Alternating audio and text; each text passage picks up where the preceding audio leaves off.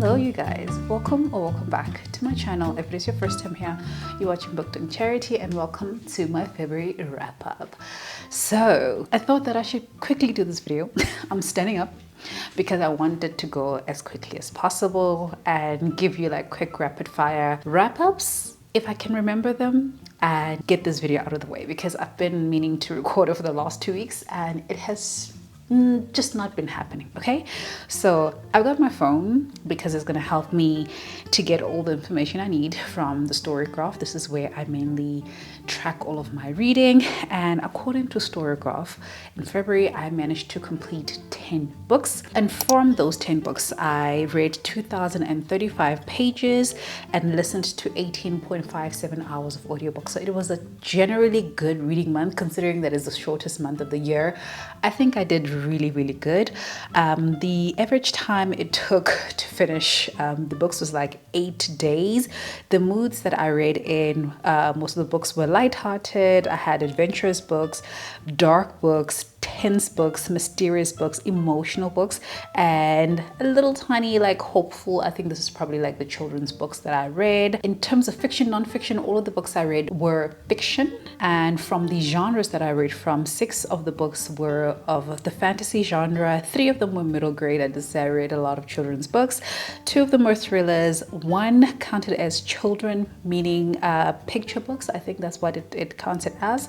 1 was a young adult book. 1 was a romance book, and 1 was a mystery. 6 of the books I read were physical books. 1 was an e-copy, and 3 were audiobooks. My average star rating for the month is 4.38 stars. 3 of the books I gave 5 stars. 3 I gave 4.5 stars. 1 I gave 4.25 stars. 2 got 4 stars, and my lowest star rating for the month was a 3-star.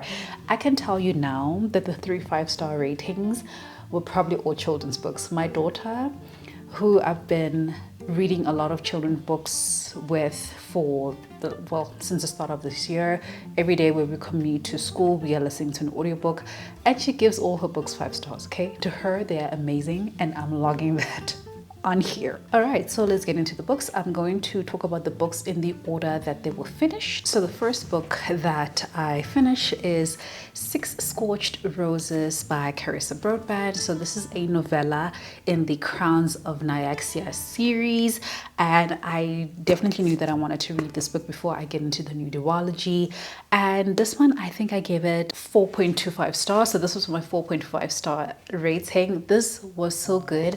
I didn't have an audiobook for this, and I was not mad because it was so nice reading the words on page. I had such a good time reading this book. It is following our main character Lilith, who is somewhat of a scientist, and Lilith, as we are in the current timeline, her town has been plagued by this sickness where people are literally turning into dust, and it's affecting everybody and they don't know how to stop it. And it started one day with a drought. So in this world they pray to many gods, and one of the gods that they pray to is a god of, I don't know his specific description, but he's like the god of life and death. So he can give life and death to people, to things, to plants, and that's what he did in this town. He took away life from this town, and right after he did that, she saw her father like on the ground in the field where they farm,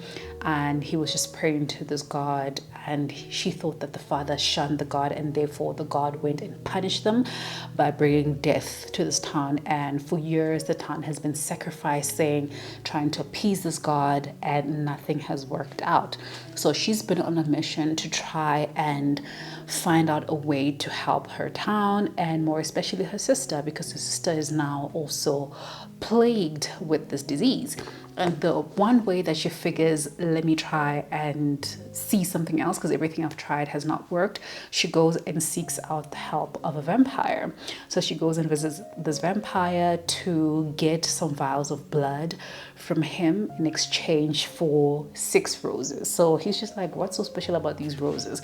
I can't really say what's special about these roses because it is somewhat of a spoiler, but she promises that the roses are special and he won't regret like doing this exchange. And because she keeps going back and forth to his house to go collect these vials of blood, they start forming some kind of connection, and he becomes the love interest, because this is a romanticy, okay? He becomes the love interest, but I loved it so much. It made me want to go back into Carissa Broadband. Like, I've enjoyed everything that she's written so far. She writes vampires really well. She writes vampires in the way that I am acclimatized to from watching the Vampire Diaries, because that's how I see vampires in my head, okay? They need to be acting the way that those ones act, and she delivered. I mean, the plot was good. Like, I was intrigued the whole time. I also wanted to understand the mystery of this disease and trying to figure out how the story also kind of like will mold into the main duologies that we're following these characters in, because I knew one of the characters was a character that was mentioned in book 2 of what is that series called? See, they have long names now, and I'm not gonna sit here and try and pretend like I know what's going on. And it's not here. Oh, it is here. The Nightborn Duet. So The Serpent in the Wings of Night was book 1, and The Ashes in the Star-Kissed King was book 2. And one of the characters, we do see them being introduced in book 2, but you don't really know who they are, but you get to find out a bit more of their story in here. But this was so good. Definitely recommend. But if you are gonna read this, I would say definitely read the first duet before you get into here, and then I'm also still gonna, you know, read the first book in the new series, the new duet. This one was The Nightborn. The other one is called, why do I keep losing this page? The Shadowborn Duet. I can't wait for that one. The next book I read is called The Other People by C.J. Tudor. So this is a book that was borrowed to me by a friend of mine, so I've since returned the book. So I'll put a picture up here. But it is following our main character who one day he comes back, he's driving back from work, and he's following this very battered looking car with like stickers all over the place, and the number plate is like half gone, and he's just thinking this car is just not a car that should be legally on the road. And as he's following this car stuck in traffic, there's a little girl that pops up at the back of this car. He sees this little girl, and this little girl is looking very familiar to him, only for the girl to to say the word daddy, or to mime the word daddy, and he realizes this is my daughter at the back of a car, and she gets yanked down, and he's like, somebody has my child. He gives chase, tries to catch this person, but does not end up catching this person, and his daughter is essentially lost. So fast forward 3 years later, the daughter is still missing, and he's now taken to living in like one of those trucks that you can, those vans, not even a truck, those vans that you can live in. He starts doing that so that he can literally every single night drive up and down this road trying to catch a whiff of some kind of sign of where his daughter could be, because he still believes that his daughter is alive, and whoever they buried is not his daughter. So it's very intriguing. And there's another character who is a young girl, but they don't tell you how old she is, and she's in a coma.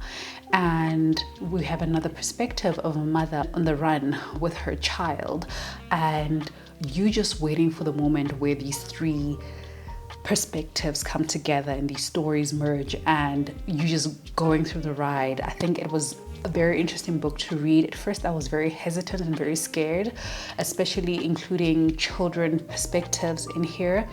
I don't like to read children's perspective because I feel like I don't want bad things. I don't want to read bad things about kids, but I can assure you right now that there isn't any gruesome things happening to the kids, so you should be okay going into it if you have any reservations about that. But yeah, it was a great read. I enjoyed it. It kept me on my toes for sure, and yeah, I give it 4 stars. The next book I finished was a middle grade called Tilly and the Book Wanderers, which is book 1 in the Pages & Co series by Anna James, and this was a reread for me, so I left it at the 4.5 stars that I gave it before. But in the story, we're following our main character Tilly, who is an 11-year-old girl living above a bookstore with her grandparents.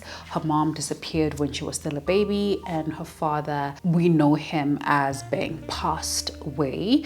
And one day Tilly is reading in the library downstairs, and this kid shows up in front of her, and like, you look very familiar. This kid has like auburn hair, and she says her name is Anne with an E. She's like, oh, what kind of coincidence is this?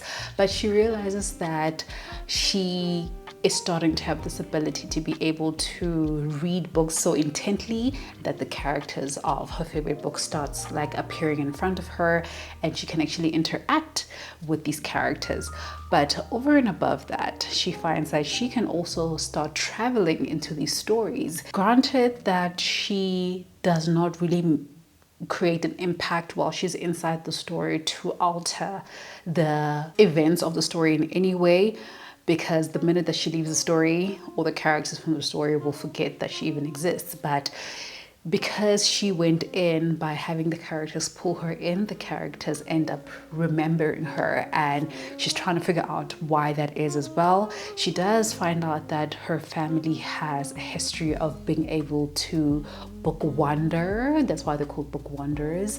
So they are able to travel into books, interact with characters of the books, and the books can also, the characters of the book can also come out if you are in a space that is occupied by books. So libraries, bookstores, all those places. And yeah, we learned a lot about book wandering from book one. It is so sweet. It also includes friendship elements into it, which I really, really enjoy. Obviously, there's a lot of reading, there's a lot of books. Like, this is the kind of book that made me want to pick up children's classics, to a point where last year I did pick up Anne of Green Gables to read, and I definitely still want to read all the other books that they mentioned in this book one. But I really, really enjoyed it. I think that it's a nice, whimsical, magical book for young kids to read. It is a middle grade. I personally enjoy reading middle grade, and at this point I'm enjoying middle grade more than I'm enjoying YA.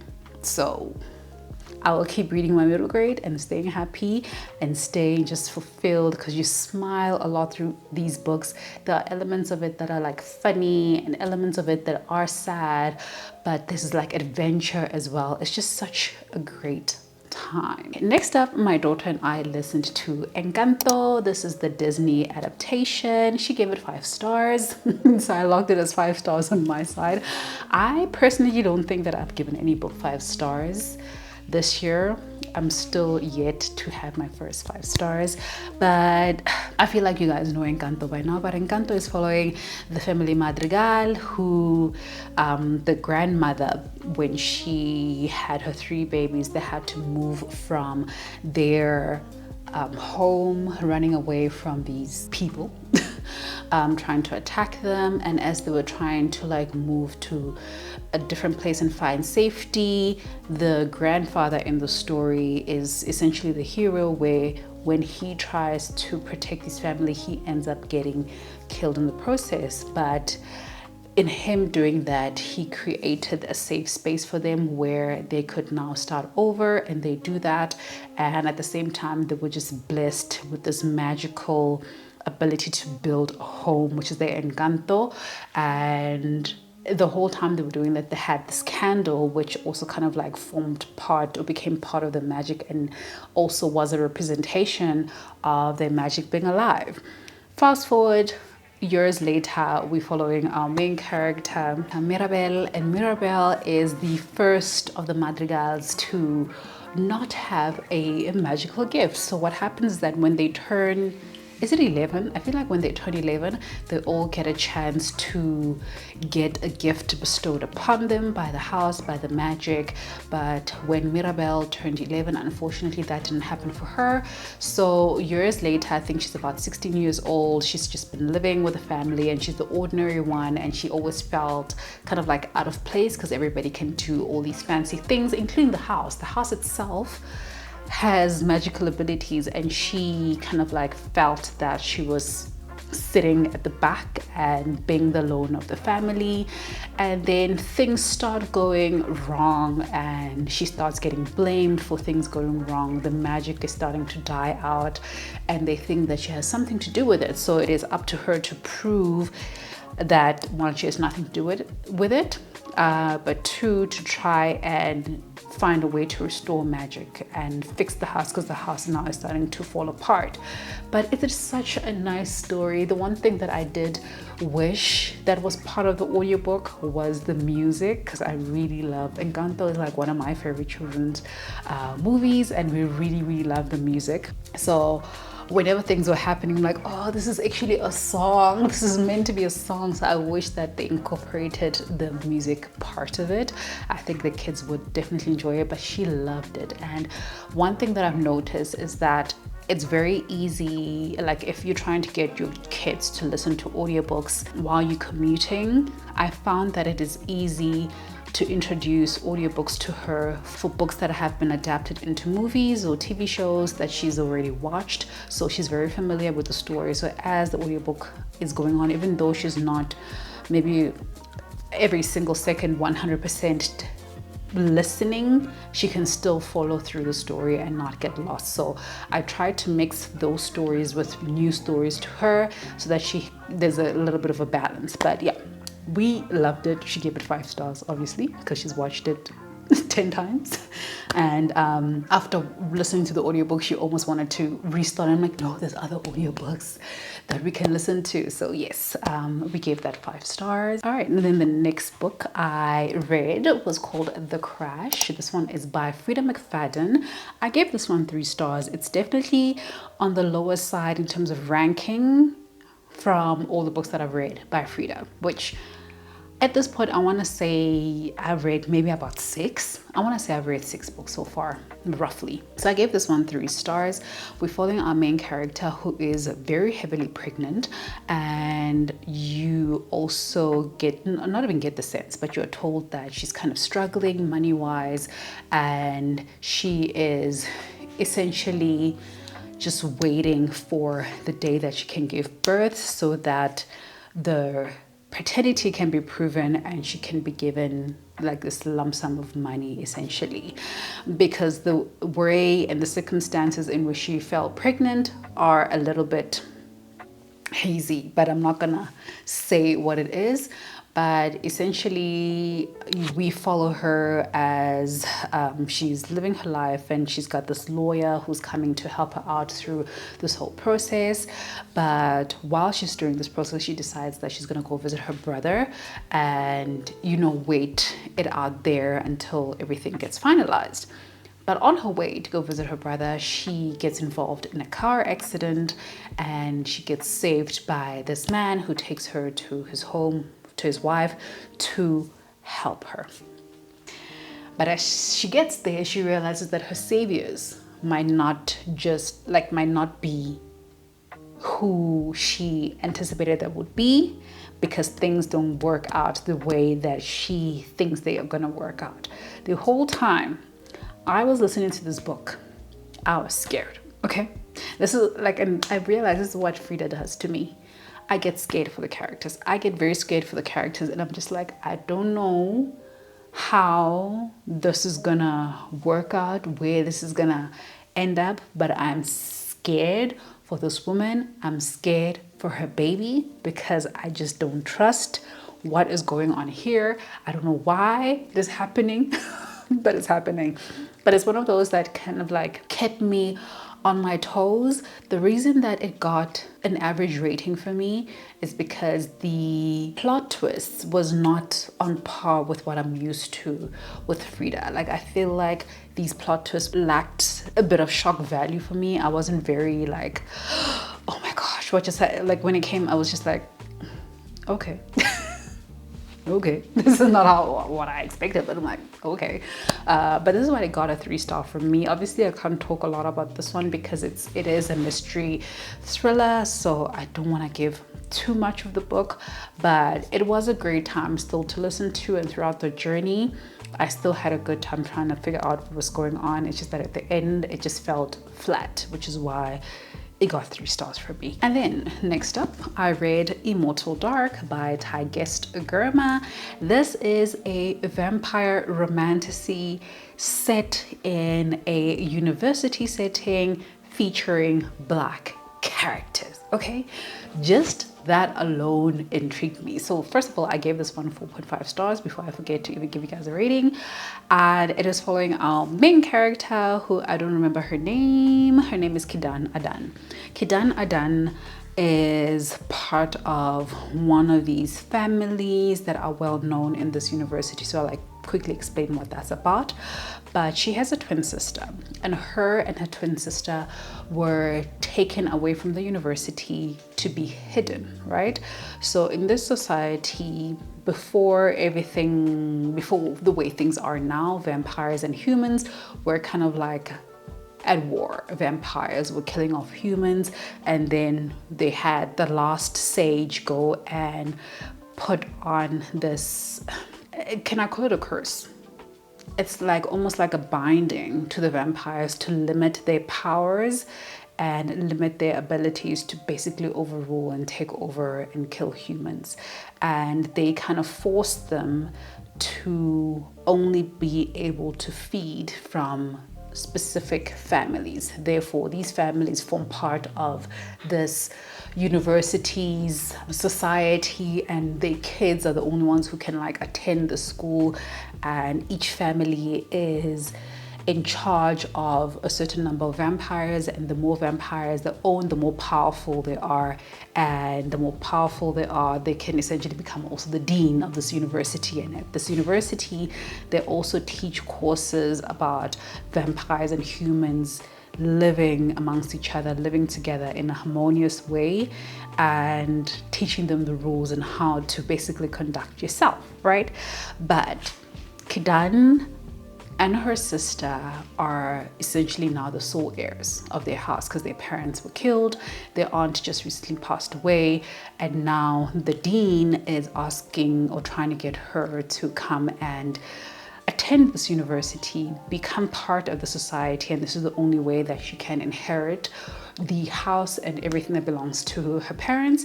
If they don't do that, then the vampire of the family, which happens to be the last vampire in this household, gets to inherit this house. And you ask yourself, what happened to the other vampires? He killed all of them. He killed all the vampires. But the story is so good. This is like, in terms of the romantic element of it, this is an enemies to lovers romance. But when I tell you that this is one of the very few books that I've read where I'm in sole belief of the animosity between these two characters, like I believed it. I believed it to a point where I was even questioning whether these two people are actually going to be the ones that end up together, because I couldn't see. I was believing this war, this rift they have against each other, like it was tangible. Okay, the author did a very, very good job, I think, for bringing that together, which also speaks to the characterization that they did in the book. I feel like the characters are well fleshed out. We get how angry and how hateful the characters can be towards each other, and I felt that while reading the book. I believed it. So I think they did a very good job. Plot wise, I think it was good. It was very intriguing, but it was slow, especially in the beginning. It was very slow. I think this is a part of a trilogy, if I remember correctly. I have a feeling that this is part of a trilogy, but I want to be sure. Oh, and the map, you guys, beautiful map they have there. I even forgot that I loved how they incorporated the history of Africans in this book, and how preserving that history is so important. And one of the things that each family is responsible for, like they will be well known for one thing. Kidan's family was known as I can't call them archaeologists, archivists, but their job was to preserve history. So they would collect history from especially the Ethiopian region and save that, catalog that, like make sure that it is protected, it will always be there, and it will be something that could be shared and well known, while another house will be in charge of art, and they like produce the most astounding, like beautiful art pieces, and another family will be well known for like music. Like I loved that element of it, and I think it was just so good. I think this is part of it. Yes, the first in a deliciously dark, dangerously romantic black vampire trilogy. I can't wait for the next book to come out, because also the twist in here, I was not ready for it. But at some point you could like slowly see it creeping up, but I was just like, I was not ready. I want to read the content warnings, because there are content warnings in here, okay? Immortal Dark explores the savage world of vampires and the humans who try to survive it. It features some heavy elements such as parental abuse, blood drinking, death, gore, murder, sexual content, strong language, suicide ideation, and violence. Readers, please take note before you grab your invitation. The gates of Uxley University are now open. This was such a great one. A definite recommend. It is also, I feel, a book that is very good for people who are new to romantasy or fantasy in general. And I think if you like vampires, this is also like a really good book to read. I really enjoyed it. Like this book and Carissa Broadband have really fueled my vampire urges. The urges to read vampire books, they are serving. Okay, so yeah, this was a good read. A definite recommend for people starting out in fantasy, people wanting to explore romantasy, wanting some POC characters, vampires, some political intrigues, some nice time, some angst. This is the one. Okay, next up, me and my daughter listened to Moana. Also another Disney book inspired, I guess the book inspired the movie, which inspired, okay, you get what I mean. But anyway, we followed Moana. It was nice, it was adventurous. My daughter gave it 5 stars. Again, this is a children's book that we watched the movie multiple times, and now we got the opportunity to listen to the audiobook. She absolutely enjoyed it, gave it 5 stars. It's also an adventurous one where you've got Moana, our main character, who always wanted to explore, and his family and his community have lived on this island for many years, and they're known to not travel beyond the reef, and she just doesn't understand why we don't do that. And this grandmother who keeps telling the story about how they were explorers and they used to travel over the reef, but now they can't because it's so dangerous, people don't come back. But she's just like, I feel like I'm destined for more, okay? And when she does eventually find out that this is actually something that her and her people used to do, she decides to go on this journey. What she doesn't expect is that it would lead her to another thing to explore. This puts her in the path of a demigod who some centuries ago stole the heart of Tafiti, and this angered Tafiti, and therefore the wrath of Tafiti is now what's been felt by her community. So it becomes this journey of trying to restore the heart of Tafiti and save her people. But it's also a nice one, a good one, a good time. 5 stars all around. But yeah, we had a good time with this one. Next up, I read the next book in the Pages and Co series, and this one is called Tilly and the Lost Fairy Tale. We continue the story from where we left off in book 1, which I can't really say too much about because I don't want to spoil it. But this time around, Tilly gets to book wander into fairy tales. But as she's book wandering, she's starting to see that something's wrong with these fairy tales. And again, reading about these fairy tales like Little Red Riding Hood, Rapunzel, like it made me want to pick up these books. But one thing that I really enjoyed that Anna James did is that she kind of changed a bit of the narrative of what we know of these characters in these books. For example, Rapunzel in the story, we know the story as her being a damsel in distress, stolen by this witch, put up in this tower, and she grew her hair out until some prince came and climbed up her hair and saved her. Okay, but in this story, in this version, Rapunzel made up the story about the witch so that people can hopefully leave her alone. But instead of people doing that, she not only had one Prince Charming trying to come and save her life, but she had multiple Prince Charmings trying to come and save her. And she's like, guys, I don't need saving.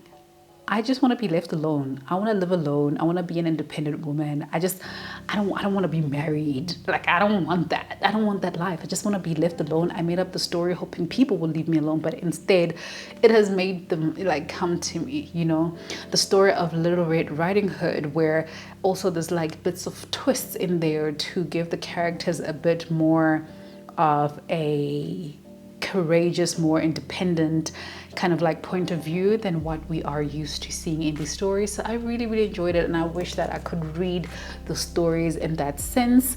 They mention also the Grimm brothers. I think the Grimm brothers wrote kind of like a whole series of fairy tales, which I actually saw the physical book at Reader's Warehouse the other day, and I'm really considering grabbing it.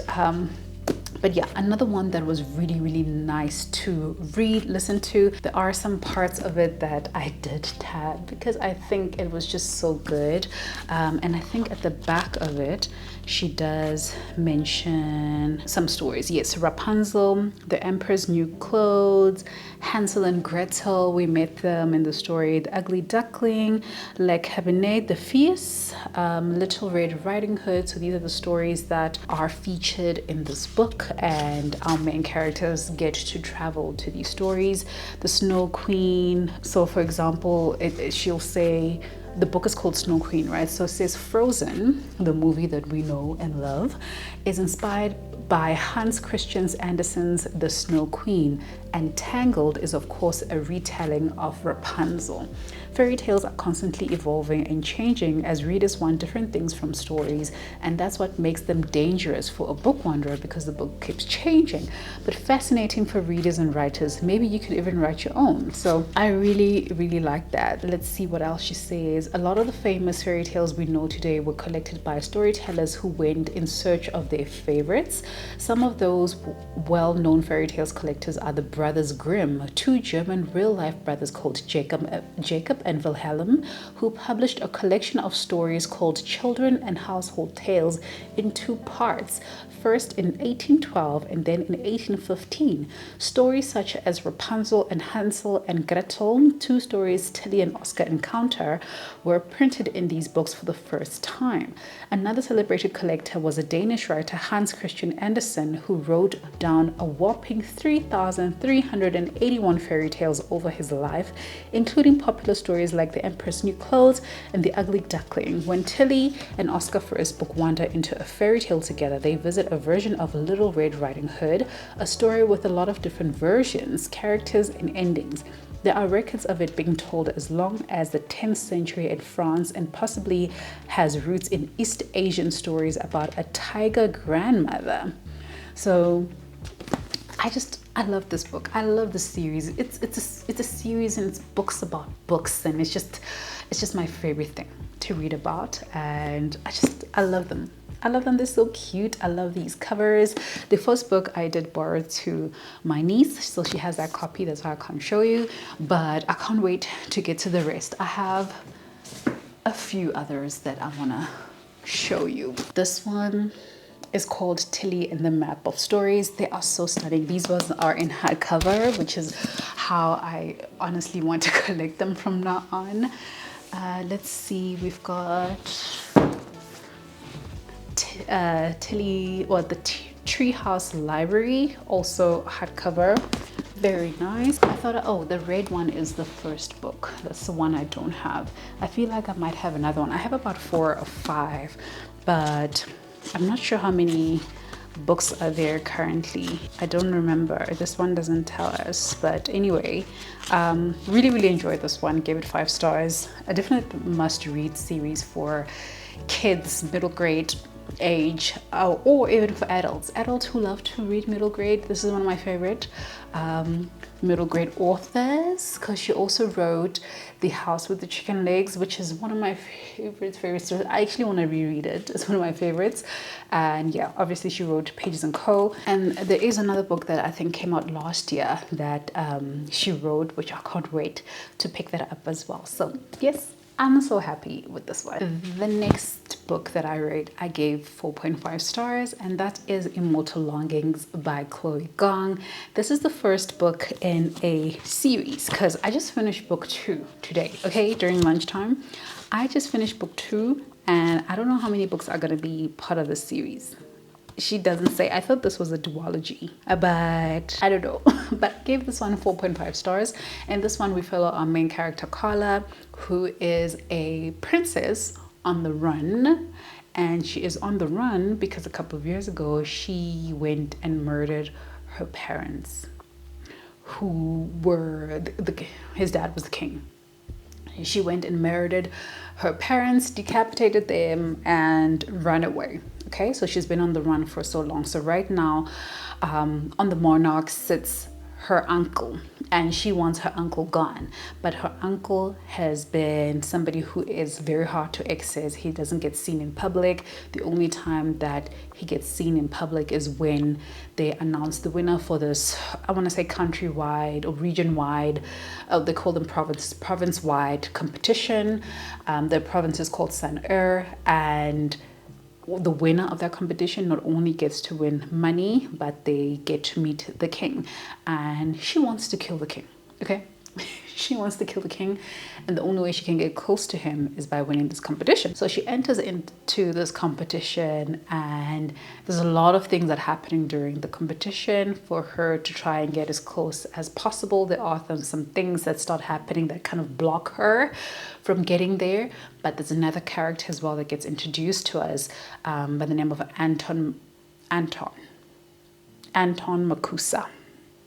And at first you don't know really a lot about what his deal is, but you also get the sense that he's also kind of like not a rebel, but like an outcast. And they start kind of like working together to try and progress in this competition together.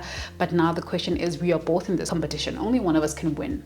So at the end, if we're the only 2 people, like at the end of this, we have to kill each other. We're gonna end up having to fight. So how are we gonna manage that? But it seemed also that this is somewhat of a Antony and Cleopatra retelling, which I must admit, I don't really know the full scale of that story, so I can't say what the comparison is like, but it is, I guess, being almost like a retelling of that. So if you guys have read this, you will tell me if it's a true representation, if the author did a great job at the retelling. I have no idea. Okay, I was just here for the story, for the vibes, and it was such a great read. Like, I really liked the characters. I liked the incorporation of history of the Asian people in this. I love the conversation around the gods and the magic and the chi, because the way that the magic system works is that it all happens, all works with your chi. So your chi is basically like your soul, and the things you can do with your chi is based on how strong your chi is. So a lot of people in this world can physically jump their consciousness into another body. And if their consciousness is stronger than the body that they inhabit, they can take over their body. Otherwise, they get kicked out and they land back into their own bodies. But essentially, people can decide, you know what, I don't like my body, I don't like the way I look, and they can go and invade another person and fight off the other person's chi if that chi is weaker. But as the story progresses, you realize that there's a lot more that you could probably do with your chi, but nobody really tells you, or people don't know, because this is kind of like secrets that have been held back and held away from people. And people who are in the royalty or like in line to be successors of this monarch, like you can't invade their bodies, so that you can keep that line of succession kind of like pure. But it gets really interesting as it goes on. It does really start off like slowly.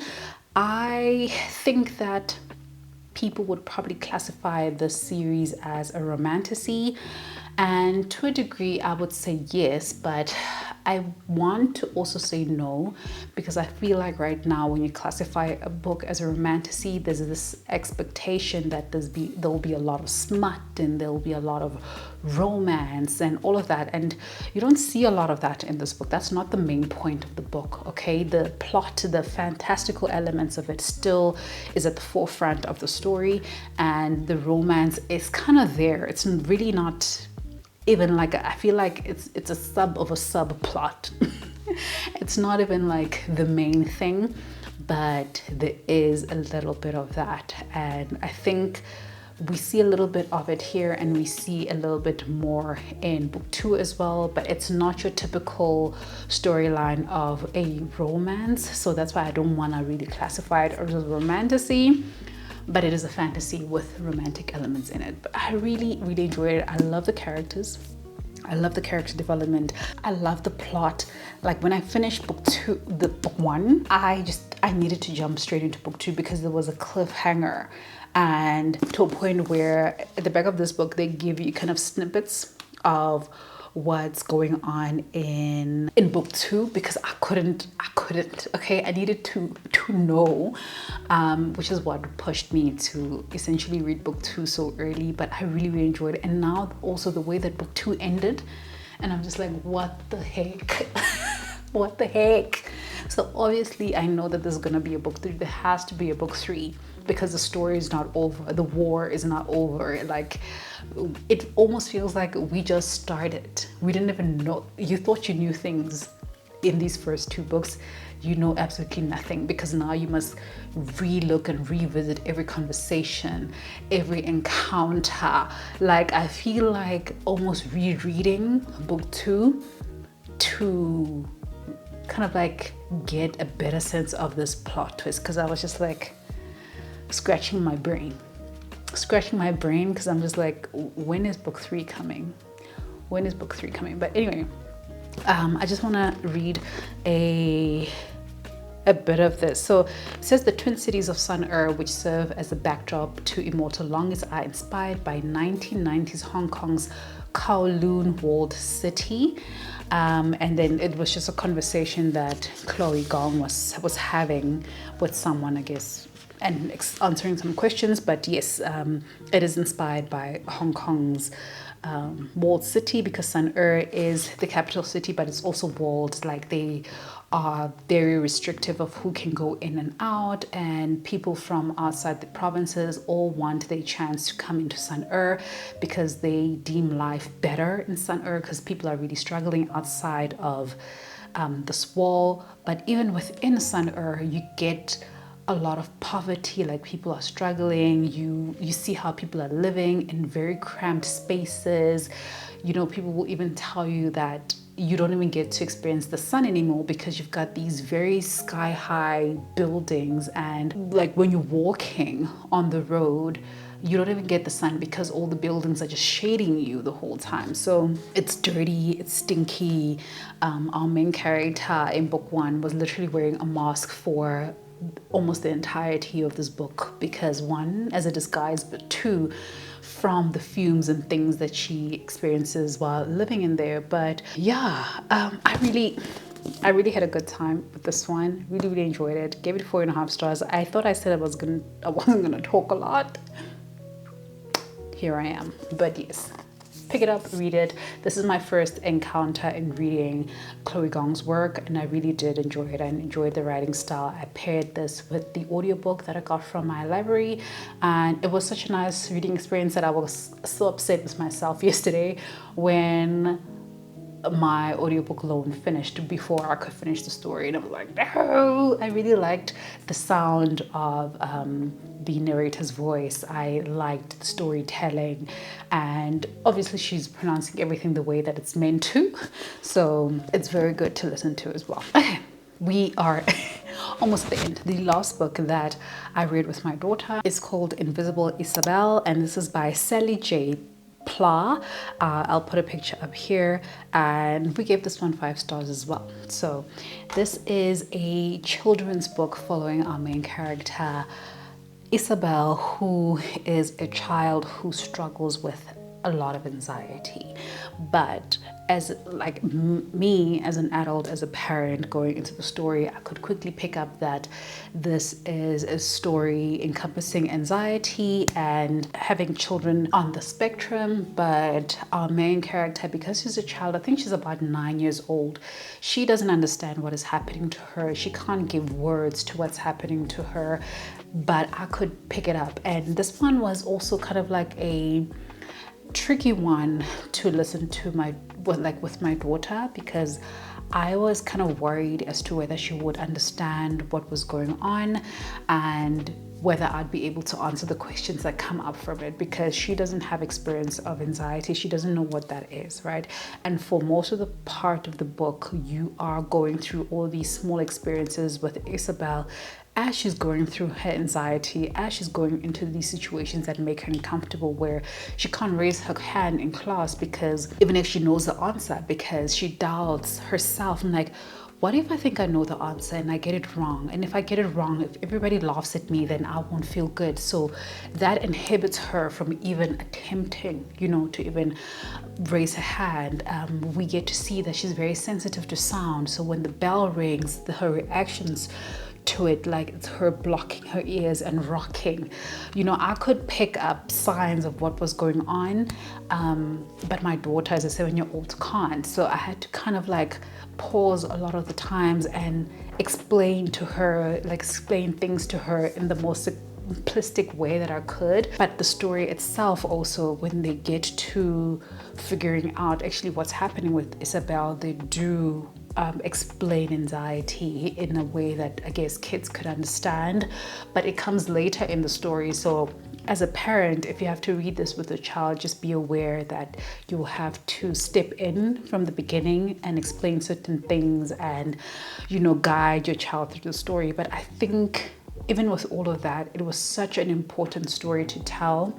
And it also, for, let's say, someone like my daughter, for example, who is not on the spectrum, who does not suffer from anxiety, I want her to be able to, if she sees that situation in class, maybe with one of her friends, I want her to be able to have a sense of understanding of what's going on and how to treat the situation and not react the way that Isabel's supposed friends were supposed to act. So I think it's such an important story to tell, to a point where when I was done, I tried to look for other books by this author, because I'm like, this was a good story. And I like that at the end of it, me and my daughter could sit and talk about it. I'm like, okay, what did you learn from this book? What did you think about it? How would you rate it? She still rated it 5 stars. I think that's the only rating she knows. She only rated it 5 stars, but also she's nice. So I think she just wants to give everybody 5 stars. But I got very positive feedback from her about what she gauged from the story. Obviously, she's not grasping every piece of thing that is happening or even understanding everything that's happening, but I was happy enough with her feedback to see that she kind of grasps the idea of it. She kind of grasps what it feels like to have anxiety if you're nervous about something. So our main character Isabel would describe this as worry moths. She worries about everything. She worries about being late to school. She worries about not having friends, and she does go through a situation where her friends turn on her, so it makes everything so much worse for her. And she doesn't give up. She still tries to be nice to everybody, even though they're not really reciprocating. She still chooses to be nice. She still chooses to be kind. So those are the things that I wanted my daughter to take away from the book. And I think it's such a great book. But again, I will stress that it is something that your kid will need guidance on. It is not something for them to read on their own.